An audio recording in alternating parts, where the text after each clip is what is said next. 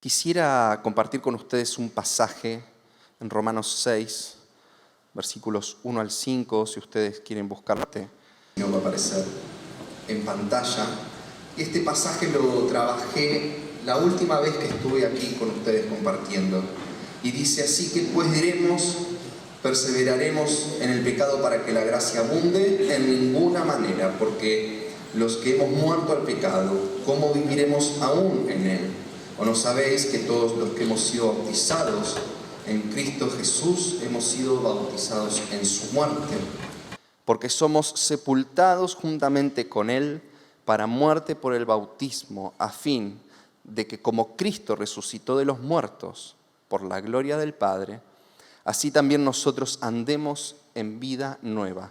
Porque si fuimos plantados juntamente con Él en la semejanza de su muerte, así también lo seremos en la de su resurrección. La última vez que compartí este pasaje, expliqué que lo que aparece descrito aquí es un protocolo, vamos a llamarlo el protocolo de la nueva vida en Cristo, en donde Pablo lo que está diciendo es justamente una descripción de lo que fue la vida de Cristo hasta su glorificación, y cómo eso aplica directamente a nuestras vidas. Entonces Pablo dijo, Jesucristo murió, fue sepultado, resucitó y fue glorificado con el Padre.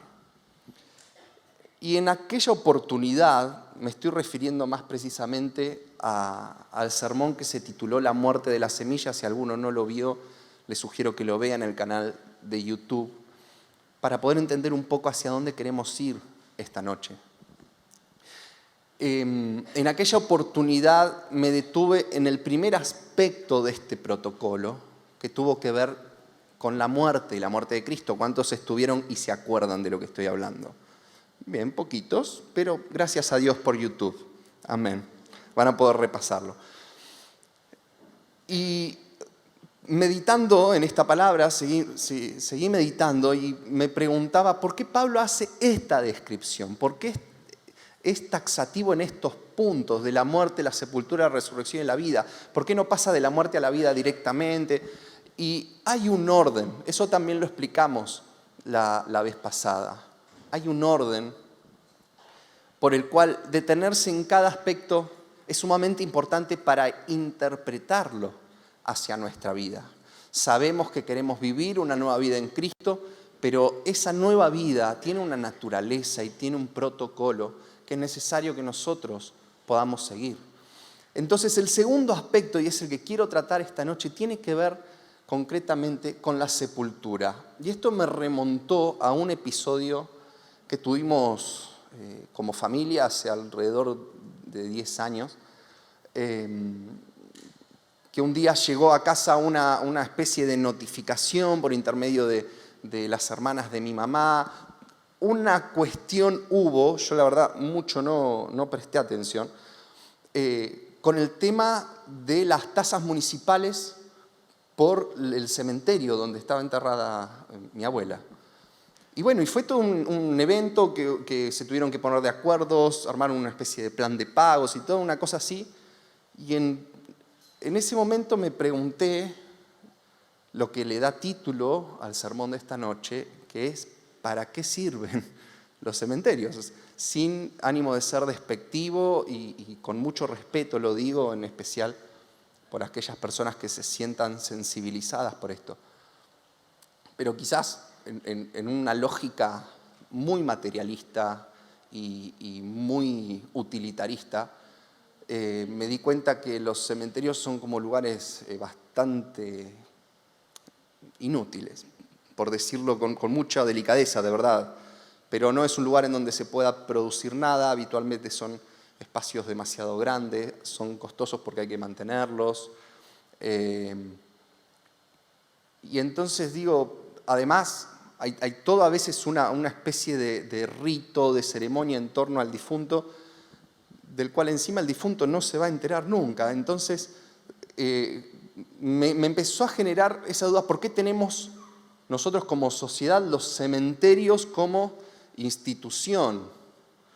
De hecho, si ustedes siguen por la Diagonal España acá en Neuquén, ustedes saben que empiezan en el hospital y 2 cuadras más arriba terminan en el cementerio. O sea, casi que hasta hay un diseño en torno a eso. Sin embargo, cuando Pablo hace esta descripción, no es menor que aparezca el aspecto de la sepultura. Independientemente de que uno, haciendo este análisis tan utilitarista, diga ahí los cementerios, qué sé yo, lloras un rato, vas y demás, pero hay un misterio en la figura de la sepultura. Y por eso Pablo dice que somos sepultados juntamente con Él. Porque hay una figura espiritual, hay un misterio espiritual en la sepultura que es aplicable a nuestras vidas. Y en esta meditación el Señor me mostró al menos 4 cosas que son las que quisiera compartir esta noche con ustedes respecto de por qué sirven o por qué están las sepulturas y por qué deberían ser aplicables a nuestra vida los principios de la sepultura. En primer lugar, la sepultura da testimonio de por lo menos 3 cosas. En primer lugar, de quién fue el difunto o el muerto. En segundo lugar, cuál fue la vida que vivió. Y en tercer lugar, cuál va a ser la vida que va a vivir. Y acá sí necesitamos quizás traspolarnos un poco en nuestra mente, viajar en el tiempo, a la época de la cosmovisión antigua. Las personas creían en las antiguas civilizaciones que había vida después de la muerte y de alguna manera los sepulcros eran portales en donde la gente que allí residía, que eran los muertos, en realidad de ahí pasaban a una vida mejor. Y había toda una cuestión en torno a eso. De hecho, las famosas pirámides de Egipto son sepulturas. Allí se han descubierto sarcófagos con los restos de quienes fueron faraones y demás. Y bueno, justamente quienes se enterraban, por ejemplo, en esos lugares no eran cualquier persona, eran personas de renombre. Entonces, uno con solamente ver el tipo de sepultura que tuvo una persona puede saber o estimar quién fue esa persona. No es lo mismo que un paleontólogo en Egipto encuentre un par de huesos en una cantera a que los encuentre dentro de alguna de las pirámides de Giza. Claramente, quien está en esa pirámide fue una persona que tuvo un peso político, espiritual, el que fuere, que merecía esa sepultura. A nosotros nos pasa quizás cuando vamos al cementerio, si alguno ha tenido la oportunidad de ir, vemos como unos mausoleos ahí tremendos que están más lindos que muchas de las casas nuestras, porque tienen todo un revestimiento de piedra divino y qué sé yo. Y bueno, de alguna manera la sepultura intentaba dar cuenta de quién era la persona que estaba ahí dentro. Y en algunas civilizaciones también, como les explicaba, esto de que era el paso de la vieja vida a la nueva vida, incluso se los enterraban con pertenencias de ellos, con estatuillas de los dioses, con monedas para pagarle al barquero que los iba a transportar a la tierra de los muertos. O sea, toda una mística, todo un ritual que respondía a esta idea. La idea de que había vida después de la muerte y que la sepultura en realidad era el único testimonio que quedaba de quien había vivido. Entonces, por eso es que para la cosmovisión antigua, la sepultura era algo de mucha honra. Y voy a citar nada más que 3 casos, solo los voy a mencionar, pero después ustedes en los grupos van a poder desarrollarlos en profundidad, de cómo también los judíos entendían la importancia de la sepultura. El primer caso lo encontramos en Génesis 23. Todo ese capítulo habla de la muerte y sepultura de Sara, la esposa de Abraham. Sara sabemos que fue una mujer anciana que tuvo un milagro de parte de Dios. No sabemos bien cómo era su relación con Abraham. En una oportunidad Abraham medio que le entrega a un rey extranjero y si no hubiera sido por el ángel del Señor, no sabemos qué hubiera sido de la vida de Sara. Pero independientemente de eso, lo que sí sabemos es que Abraham honró la muerte de Sara. Quizás recuerden, y si no lo van a poder estudiar luego en los grupos, pero cuando Sara falleció, él compró una heredad. Abraham compró una tierra y sepultó a Sara en la tumba de Macpela. Esa tumba después fue la que recibió el cuerpo de todas las generaciones que le siguieron y fue un lugar muy costoso. Hay toda, en Génesis 23, toda una negociación en torno a la sepultura. Y bueno, de alguna manera esto nos habla del valor social que tenía el sepulcro, del costo, de lo difícil que era poder acceder a uno y cómo Abraham honra la memoria de Sara con ese sepulcro. El segundo caso es el caso de José. Ustedes recuerdan que José fue gobernador de Egipto y murió en Egipto, pero antes de morir, dice Génesis 50, que dio orden a sus descendientes de que sus huesos fueran llevados a la tierra que Dios les habría prometido. Así que los huesos de José estuvieron en un cajón aproximadamente 400 años sin ser sepultado, porque él había dado orden de que fueran enterrados en la tierra prometida. Y cuando finalmente salen de la tierra de Egipto, dice Éxodo 13 específicamente que Moisés llevó los huesos de José. Fíjense el valor que tenía la sepultura para ellos. Y el tercer caso que quiero mencionar es el caso de nuestro Señor Jesucristo. Porque Jesús murió como un criminal, pero fue sepultado como un gran Señor. Nos cuenta el relato bíblico en los evangelios que cuando Jesús murió, José de Arimatea, dice la Biblia, era un hombre poderoso, era un hombre rico, tenía mucho dinero, y él pidió el cuerpo para enterrarlo en una cueva que habían comprado hacía poquito y la inauguró Jesús. Y el relato de Juan menciona además que quien lo ayudó en este proceso de sepultura fue Nicodemo. Nicodemo era un alto funcionario del Sanedrín, al igual que José de Arimatea. Eran personas socialmente bien acomodadas, bien posicionadas. Y hay algunos indicios, como por ejemplo el tema de que el cuerpo fue envuelto en unas túnicas blancas o que fue purificado el cuerpo de Jesús con aceites, óleos y especias, que nos dan la pauta de que en realidad la sepultura de Jesucristo fue una sepultura muy costosa. Ayer en el grupo de jóvenes, Dani Schlered nos comentaba que lo que para nosotros es hoy el dólar era en aquella época el aceite o los óleos. Eran un medio de proteger el valor del dinero. De hecho, ustedes recordarán también ese episodio en el que la mujer derrama un frasco de alabastro, de perfume, a los pies de Jesús, y la escena que hicieron los discípulos como diciendo, pero esto es un desperdicio total con lo que sale eso, porque realmente era muy costoso.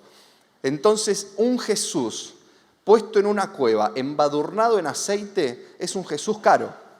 Imaginemos que a un muerto nuestro le hagamos una cobertura de papel maché, pero en vez de papel usamos dólares. Es una cosa así.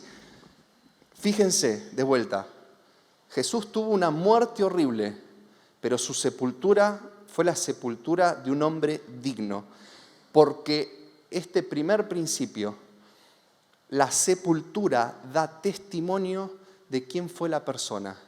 Y una buena sepultura era una forma de honrar la vida y la memoria de esa persona. Entonces, una cosa es que Pablo esté diciendo que fuimos sepultados y otra cosa es que él diga que fuimos sepultados juntamente con Cristo. Porque no está hablando de cualquier situación de sepultura, sino que está hablando de una sepultura de honra.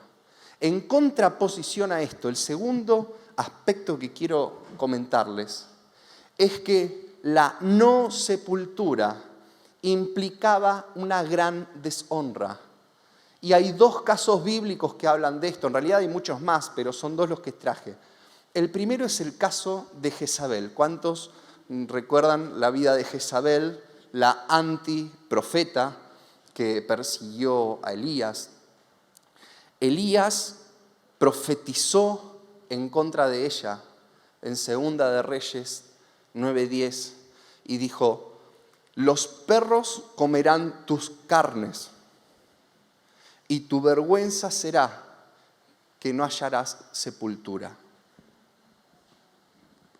Fíjense, la vergüenza de Jezabel, que en ese momento era esposa del rey, era haber muerto sin tener sepultura. El segundo caso lo encontramos en la visión que recibe Ezequiel sobre el Valle de los Huesos Secos, en Ezequiel 37. Ese pasaje es toda una visión que Dios le da a Ezequiel respecto del estado del pueblo que en ese momento puntual estaban cautivos en Babilonia, pasando angustias, desesperación, tristeza, esclavitud, y la promesa de que Dios los reconstruiría. Recordarán que en esa visión Ezequiel lo que ve es un valle de huesos secos que de pronto empiezan a reconstruirse, se unen hueso con hueso, empiezan los tejidos, la piel, hasta que queda formado un gran ejército. Bueno, esa figura del valle de huesos secos es lo mismo, es una figura de deshonra. Porque cuando los ejércitos iban a la guerra, todos los muertos eran devueltos a casa. Pero en esta visión vemos un valle de guerra con un ejército completamente destruido y consumido hasta los huesos. Una nación en deshonra que no tuvo una sepultura digna, olvidada, mancillado su nombre. Eso representaba en aquel momento la falta de sepultura. Por eso es que no podemos vivir una vida nueva en Cristo si no vamos entendiendo correctamente el protocolo de Dios para nosotros. Y así como en su momento dijimos que era tan importante definir qué muerte íbamos a morir, hoy digo, es muy importante que podamos entender cuál es nuestra sepultura. En tercer lugar, lo que el misterio de las sepulturas nos enseñan es que fundamentalmente el sepulcro nos quita de la vista. Y también tengo una experiencia al respecto. Cuando falleció mi abuelo materno, él estaba mal de salud, así que era una situación esperable la de su fallecimiento. Finalmente ocurrió. Tuvimos el velorio, estuvimos ahí y yo sentía una especie de congoja por el momento, porque quizás a ustedes les pasa, el solo hecho de entrar a un velorio ya te predispone de una forma distinta. Pero no me pasó mucho más que eso. Y estaba mi abuelo ahí siendo velado y lo veíamos y charlábamos y tomábamos un café. Hasta que lo llevamos al cementerio. Y ahí, bueno, toda la caravana lo ponen en la fosa, lo empiezan a bajar. Y cuando empiezan a tirarle tierra encima, en ese momento me di cuenta que mi abuelo no estaba más. Y ahí sí lloré. Y tuve angustia y me puse recontra triste. ¿Qué ocurre con esto? Que en realidad mi abuelo había muerto horas antes, pero seguía estando ahí. Lo seguíamos viendo. Ahora, cuando lo sepultamos, no lo vimos más de verdad. No lo vimos más. Entonces, nosotros tenemos que morir a nuestra pasada manera de vivir, etcétera, etcétera. Pero además nos tenemos que sepultar, porque si no, somos muertos que siguen estando ahí presentes. Y el misterio de la sepultura es que te quita de la vista. Por eso Pablo dice en Filipenses, este pasaje también lo tratamos, Filipenses 3, versículo 7 en adelante. Por cuantas cosas eran para mí ganancias, las he estimado como pérdida por amor de Cristo. Y ciertamente, aún estimo todas las cosas como pérdida por la excelencia del conocimiento de Cristo Jesús, mi Señor, por amor del cual lo he perdido todo y lo tengo por basura para ganar a Cristo y ser hallado en Él. Y esta expresión a mí me encanta. Quisiera que cuando me busquen, encuentren a Cristo. Que cuando las tinieblas quieran venir en contra mío, no me puedan hacer nada porque yo estoy escondido en Cristo. Poder ser hallado en Él. El poder de la comunión en la muerte de Cristo. Él y yo somos uno. El que se une al Espíritu del Señor, uno es con Él. Fuimos sepultados juntamente con Él en su muerte, dice el pasaje de Romanos. Pero hay una expresión que para mí hay que tenerla en cuenta. El versículo 5 dice que fuimos plantados juntamente con Él en semejanza de su muerte. Y esto le cambia un poco la perspectiva a todo lo que estamos hablando. Porque es bastante escatológico estar hablando de la muerte, la sepultura, muerte y sepultura. Pero si lo pensamos en términos de plantación, aquella semilla que se planta es la que da fruto. Entonces, Señor, yo quiero ser sepultado juntamente con vos.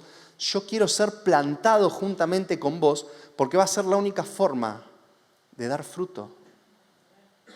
Y en esa plantación, ¿saben qué hay?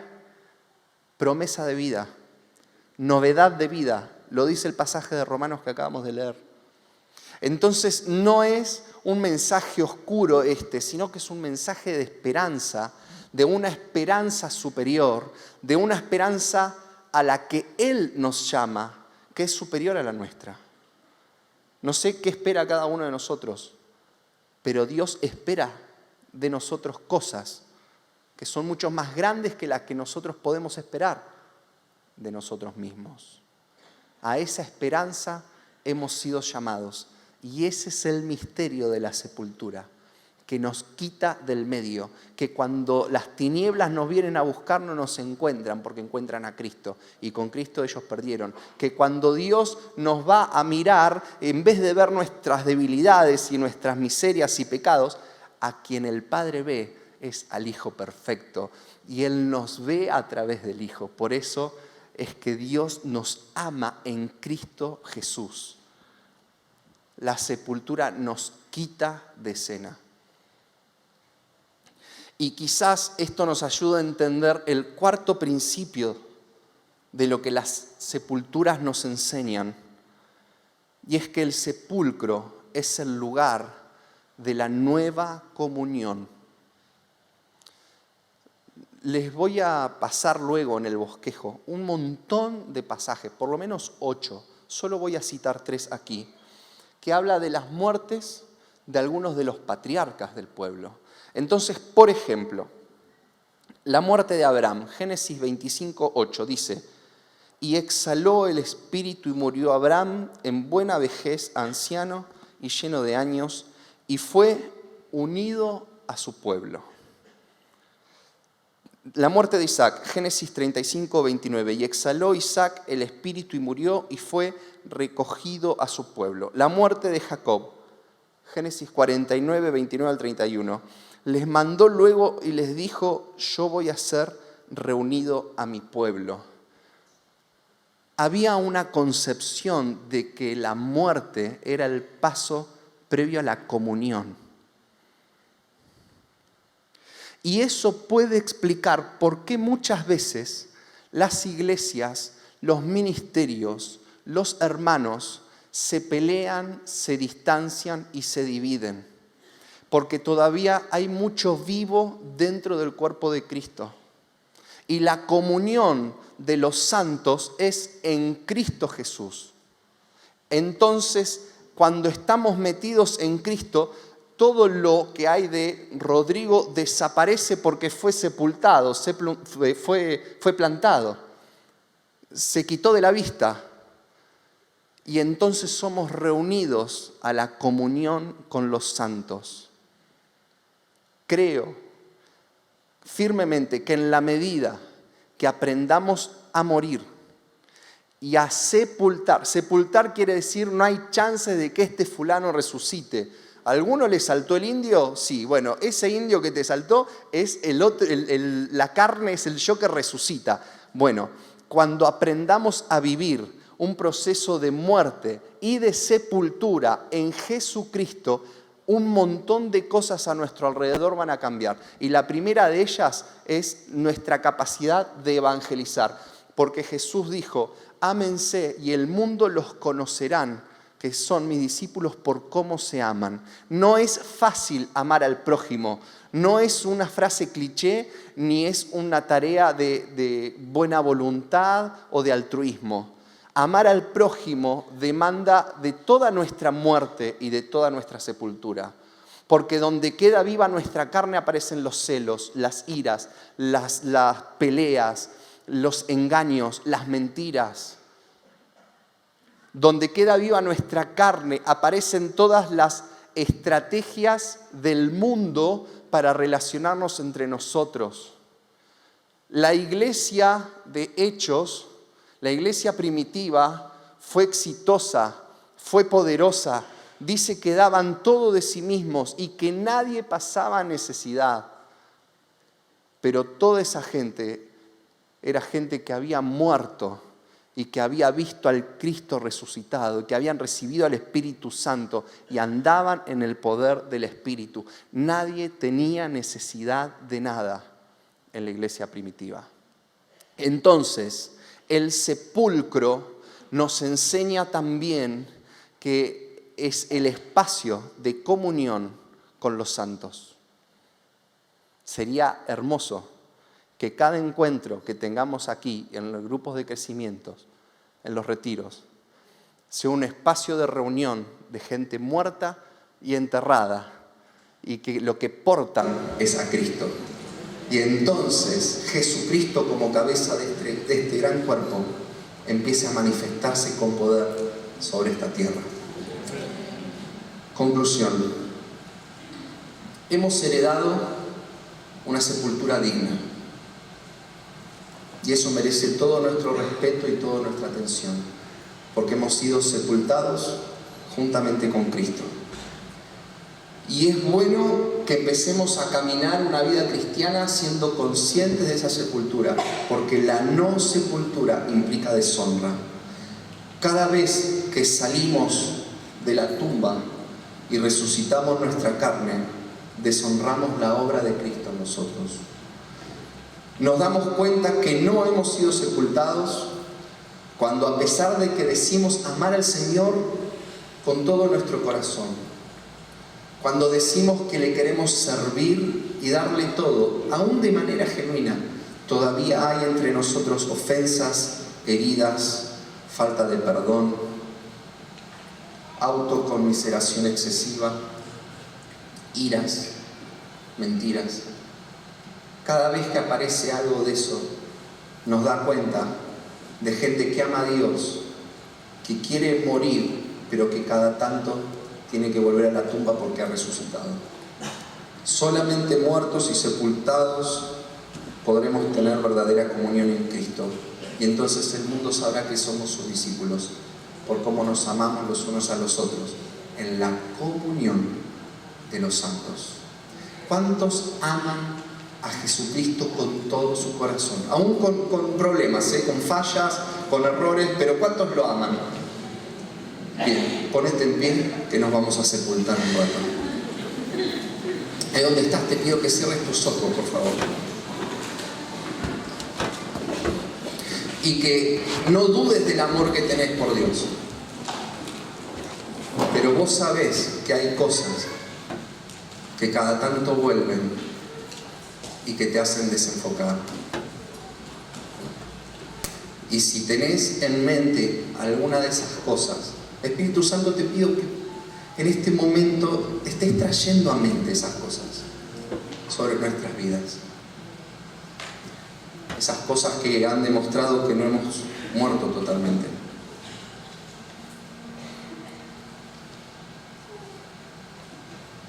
Si hay alguien aquí que dice: Señor, yo te amo, pero la mentira todavía sigue habitando en mí. Si hay alguien que dice: Señor, yo te amo, pero los celos aún me gobiernan. Si hay alguien que dice: Señor, yo te amo, pero me cuesta conciliar y genero divisiones. Si hay alguien que le pasa eso o alguna otra cosa parecida, en primer lugar, no dude de su amor por Dios. Ustedes aman a Dios, han muerto en Él, pero vamos a tener que cavar un poquitito más profundo. Y dice Romanos, capítulo 12, versículos 1.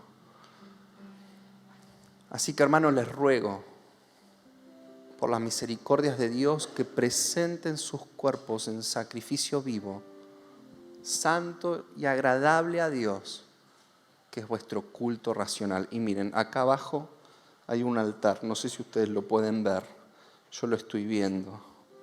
Y ahí estoy yendo, porque yo necesito sepultar algunas cosas también.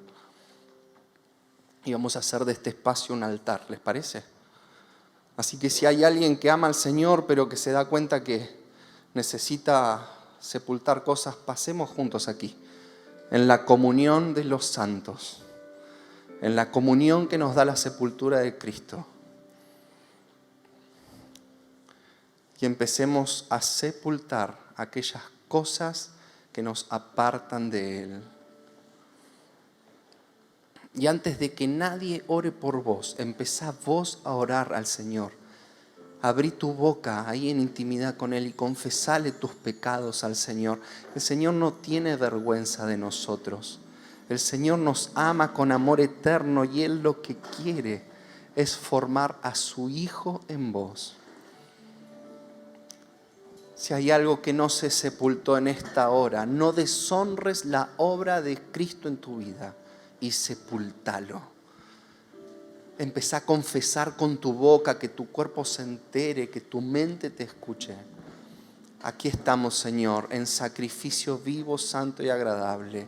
Y te pedimos perdón por nuestros pecados, perdón por nuestras iras, celos, envidias, contiendas, disensiones, por nuestra glotonería, por nuestra falta de agradecimiento. Te pedimos perdón por las palabras deshonestas que han salido de nuestra boca. Te pedimos perdón por lo que hemos dicho y no hemos cumplido, por los compromisos que hemos quebrado. Te pedimos perdón, Señor Jesús, porque te amamos y estamos muertos en la muerte de Cristo, pero necesitamos encontrarnos allí, ser hallados allí en Cristo, plantados juntamente con Él, sepultados con Él en semejanza de su muerte. Señor, te amamos, pero te pedimos perdón una vez más en esta noche y renovamos el pacto contigo. El que se une a ti es un espíritu contigo, Señor. Nos unimos a ti en semejanza de tu muerte y en semejanza de tu sepulcro, para que no haya más nada de nosotros, de nuestra humanidad, que impida el fluir de tu Espíritu Santo. Aquí estamos, Señor. Aquí estamos, Señor. ¿Por qué no tomás 2 minutos ahí para adorar a Dios, ofrecerte como sacrificio una vez más, renovar el pacto, confesar aquello que te aleja? Mientras los músicos nos ministran, haz tu oración personal ahí con Dios.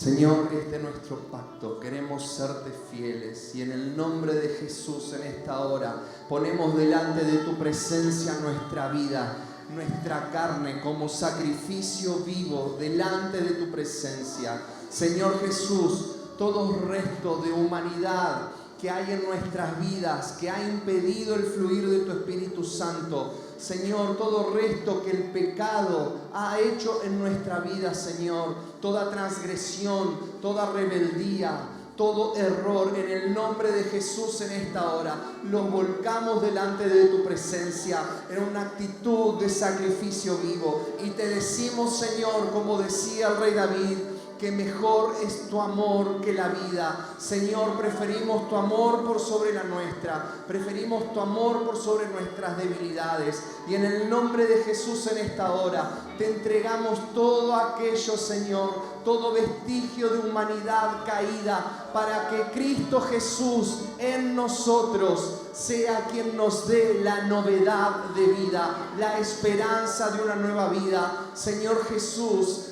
que esta jornada, que esta noche sea la noche de nuevas criaturas, no de viejas criaturas enmendadas, no de viejas criaturas maquilladas, sino de nuevas criaturas conforme a la imagen del Hijo perfecto, conforme a la imagen de Jesucristo. Señor Jesús, en esta hora queremos honrar tu nombre, honrar tu sacrificio por nosotros. Queremos honrar lo que vos has hecho en nuestras vidas.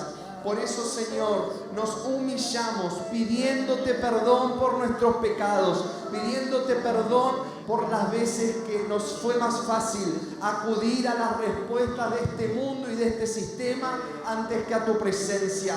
Te pedimos perdón por las veces que nuestra voluntad se levantó en contra de la tuya.